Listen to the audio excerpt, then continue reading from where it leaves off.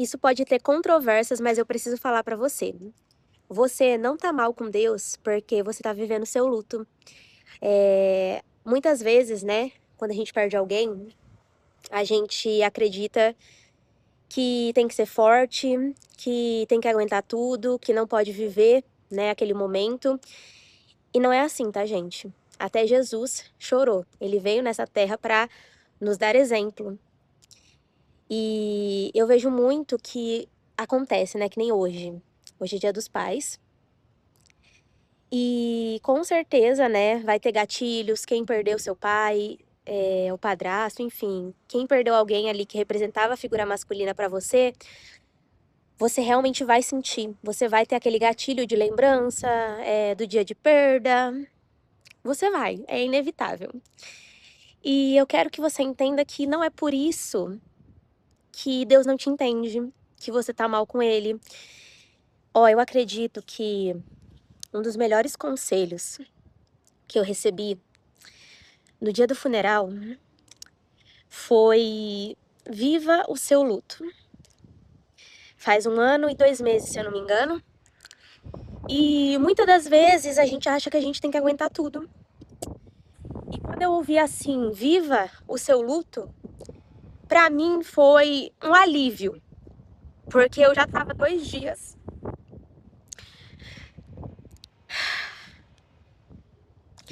Eu estava 2 dias, né, buscando ser muito forte. Que foi os 2 dias que eu fiquei no hospital. E eu não chorava na frente da minha mãe. Eu não chorava na frente das minhas irmãs, de ninguém. Quando eu chorava, era aquele chorinho de abraço, mas logo, sabe quando você tem que se recompor? Porque você tem que ser forte. Tava sendo mais ou menos assim. E, gente, vocês não têm noção de como é difícil você não poder mostrar aquilo que você tá sentindo naquele momento, sabe? Passando um helicóptero bem aqui.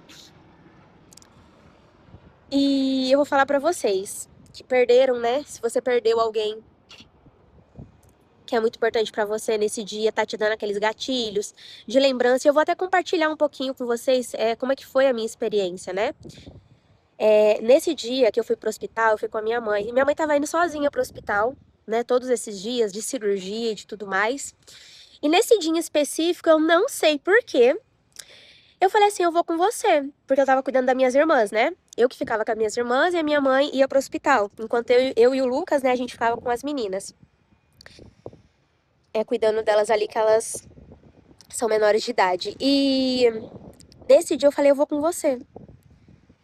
E nesse dia a gente tava dentro da van, né? Porque é em outra cidade que ele tava internado, que ele foi fazer a cirurgia, era em Ribeirão. E aí a gente foi de van, e dentro da van eu tava fazendo um propósito de leitura da Bíblia. E caiu bem naquela passagem que fala que essa doença não é pra morte, mas é pra glória de Deus.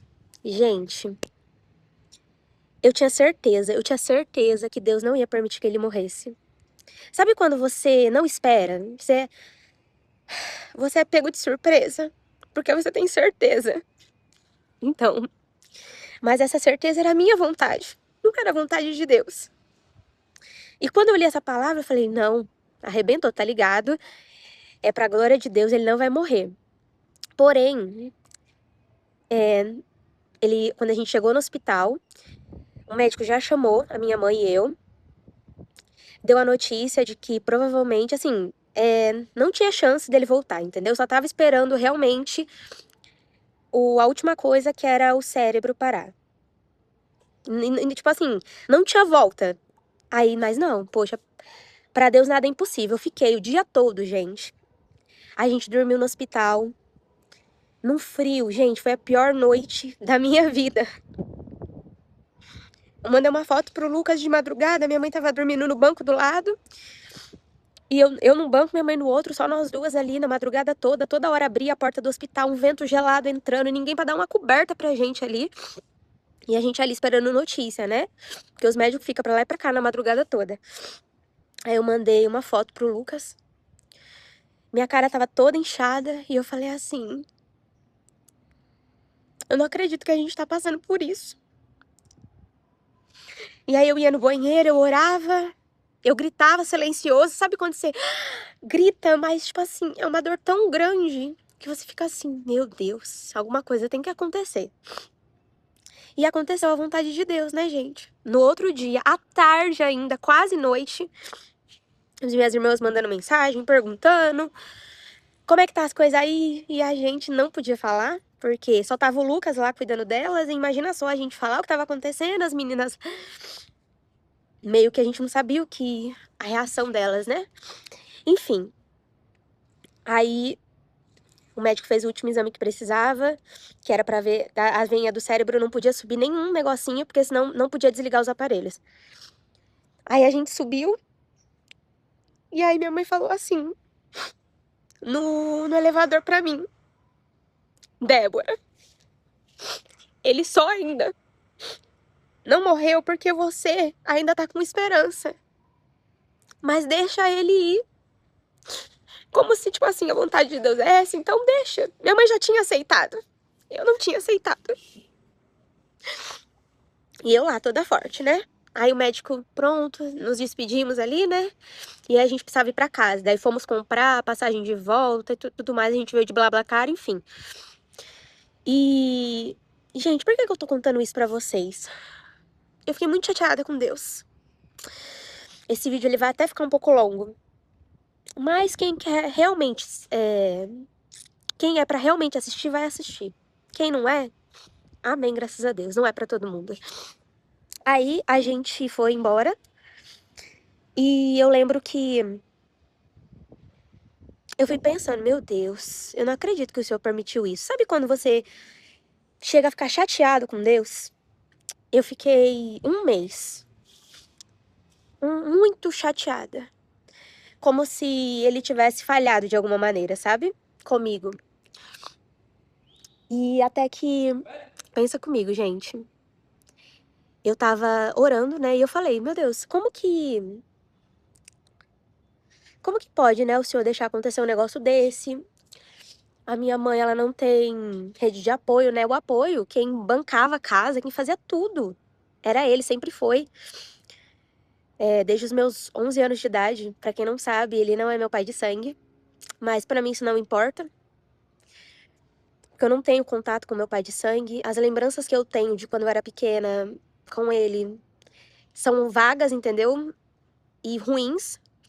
E eu era muito nova. E minha mãe se separou, eu tinha 10 anos. E o Paulo entrou nas nossas vidas quando eu tinha 11. Mas eu cresci com isso dentro de mim. Pai é quem cria, né? E ele que nunca deixou faltar nada dentro de casa. Foi com ele que a gente aprendeu a comer melhor, tomar refrigerante todos os dias, praticamente, comer pizza. Não precisar, né? Ter o pior, mas começar a ter um pouquinho assim. Não era nada com luxo, nada disso, mas ele nunca deixou faltar. Sempre tinha comida na mesa. Sempre ia trabalhar. Sabe? Ajudou muito. Enfim. Aí eu tava fazendo uma oração, né? Porque todos os dias... Gente, e assim, parecia que eu ia pra igreja, eu vou contar isso aqui pra vocês. A gente tava numa época de muitos testemunhos na igreja, de pessoas sendo curadas.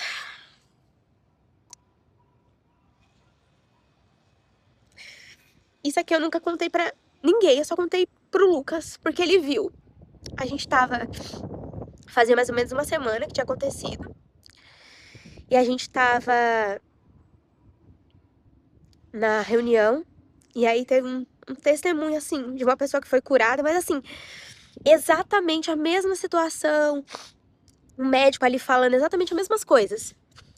E eu tava sentada na cadeira, nesse dia eu tava servindo, né, tava de uniforme, e o testemunho passando no telão e a lágrima caindo no meu rosto, que eu não conseguia segurar. Graças a Deus tava tudo apagado.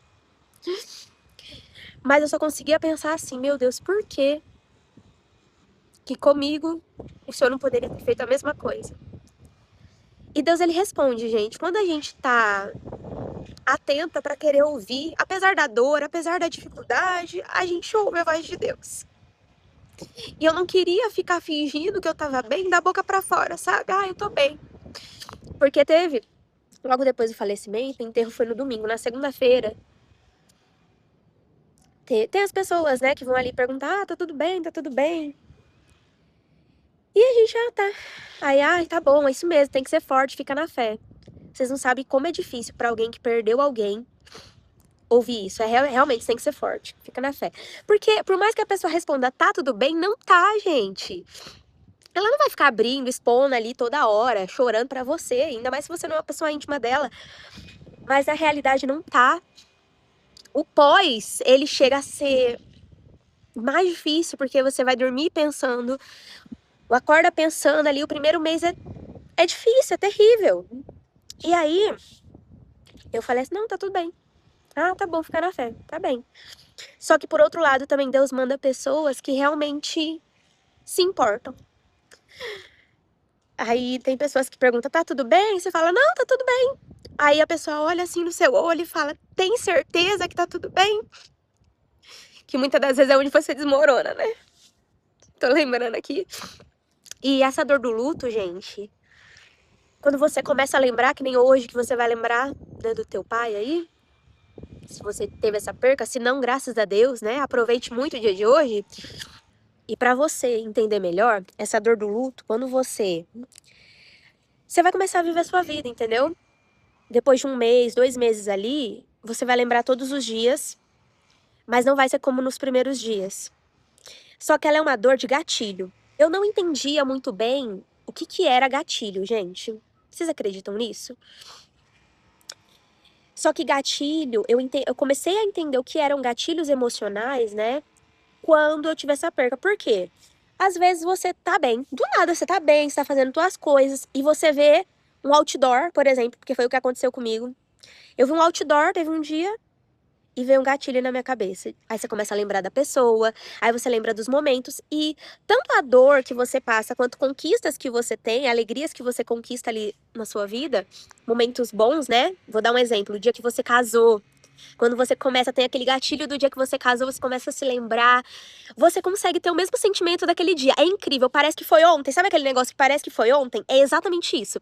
Quando você casa, eu imagino, eu não sou mãe, mas eu imagino pras mães, né? Quando você tem o seu filho ali, é um dia que fica marcado em você. Tipo, você pode lembrar agora e vai ser como se foi ali ontem. A dor do luto é igual. Pode ter acontecido há 10 anos atrás. Quando você tem um gatilho de lembrança da pessoa, que você parece que tua mente ela viaja. É como se fosse ontem. Mas é o que eu falei pra vocês. O melhor conselho que eu recebi e que eu quero te dar hoje é: viva o seu luto, não se importe com a opinião dos outros, né? Você não precisa ser forte todo o tempo, Deus te entende. E Ele tá aqui, né, com o Espírito dele nesse mundo exatamente pra isso, pra ser o nosso consolador. Então sim, busque a Ele, faça a sua parte, sabe? Mas não fique tentando fingir que nada aconteceu, porque isso vai ser pior pra você. Não viva fingindo que você não está sentindo pra agradar os outros. Porque eu falo que a gente vem aqui nas redes sociais e tudo aqui é maravilhoso, a gente só mostra, muitas das vezes, as coisas boas. De mostrar pra vocês a realidade, de mostrar pra vocês que sim, a gente pode superar qualquer coisa que a gente passe e que Deus, ele sempre vai estar com a gente. O Espírito Santo vai estar sempre nos controlando, nos consolando. E por fim, sabe o que Deus falou comigo? Que no dia que eu li aquela passagem, foi real, mas não foi da maneira como eu interpretei. Eu esperava que a gente ia sair de lá juntos, tudo bem, tudo maravilhoso. Mas Deus, quando ele fala assim, essa doença não é pra morte, no mundo tem 2 tipos de morte: a morte física e a morte da alma. E talvez não, eu tenho certeza, que naquele momento, Deus viu a oportunidade que talvez ele nunca tenha tido na vida toda, de salvar a alma dele. Então sim, foi pra glória de Deus. E Deus falou assim, eu sei que hoje você não entende, mas eu fiz o que era melhor. E amanhã você vai entender. Então, é isso que nos consola. Um dia antes, ele já tava em coma. Um dia antes do médico dar essa notícia pra mim e pra minha mãe, Ele foi batizado nas águas, né? O pastor foi lá. E ele não tinha reação. Fazia, se eu não me engano, que minha mãe falou, fazia 2 dias que ele não mexia nem o olho. Tava totalmente ali, entubado, né? E em coma. E já tinha feito várias cirurgias ali na cabeça, enfim. Aí, um dia antes, o pastor foi, batizou ele, orou por ele. A gente tava também orando, né, em propósito. E minha mãe falou assim: Débora, o pastor saiu. Quando eu entrei, ele mexeu os olhos. Pela primeira vez, depois de muito tempo, que ele tava totalmente assim, ele mexeu os olhos. Pra mim, gente. Vocês tinham que ver o semblante dele no dia, sabe, do velório, assim. Tudo. Eu tenho certeza que foi pra glória de Deus. Por mais que a gente não entenda, por mais que você não entenda o porquê Deus permitiu. Lá na frente, assim como eu entendi, e eu entender não quer dizer que eu não sinta, não quer dizer que eu concorde com o que Deus quis, mas quer dizer que eu respeito a opinião dele e que todas as coisas sejam feitas para a honra e glória dele. Então, se você tá nesse dia muito difícil, eu desejo do fundo da minha alma, do meu coração, do meu entendimento, que o Espírito Santo te console, assim como ele tem me consolado nos meus dias de gatilho, nos meus dias difíceis. E que se você tá com a pessoa que você ama e ainda teu pai tá aí, tá vivo, tenha tempo pra ele hoje, diga que ama, porque muitas das vezes a gente não fala, né? E eu vou te garantir uma coisa, a última coisa que você vai se lembrar é da última vez que você falou com a pessoa, que você viu a pessoa. Então diga que ama, esteja presente, almoce com a tua família, tenha tempo pra isso também.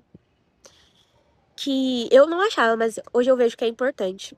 E outra coisa, tem pessoas que muitas das vezes elas falam, não, você tem que ser forte, e às vezes não é culpa delas, às vezes elas nunca passaram por isso, ou às vezes elas tiveram até uma perca, mas esse familiar estava distante, então não é a mesma coisa de você estar ali todos os dias, de você, quando eu quero dizer de você morar perto, de você tá ali realmente, entendeu?